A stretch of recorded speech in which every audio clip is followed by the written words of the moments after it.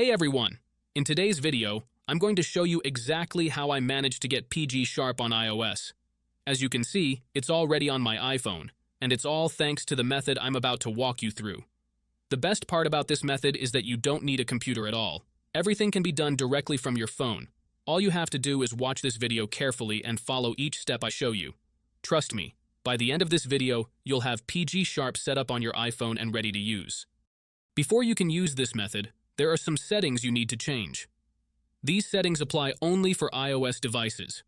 If you are on an Android device, you can skip this part and move on to the next step. Head into your settings, tap on General, and make sure that background app refresh is turned on, either for Wi-Fi or for both Wi-Fi and mobile data. This ensures the app can run smoothly in the background. Next, swing by your battery settings and switch off low power mode. This feature can slow down your device, which we definitely don't want happening.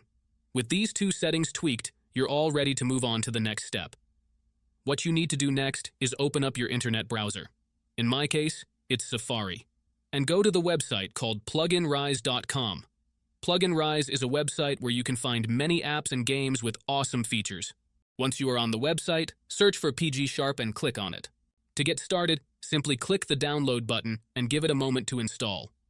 Depending on your internet connection, it might take a little bit, but once it's finished, you'll automatically be redirected to a page that says Installation Completed. At that point, the app will pop up on your home screen and you're good to go. Now, if it's your first time using the site, there are a couple of extra steps to complete, but don't worry, it's super simple. You'll be directed to a website with a video tutorial that walks you through everything step by step. All you need to do is install a couple of apps from the App Store or Play Store, depending on your device. These apps are completely safe and secure, so there's nothing to stress about. Just follow the instructions and you'll have no trouble at all. So, that's it, guys.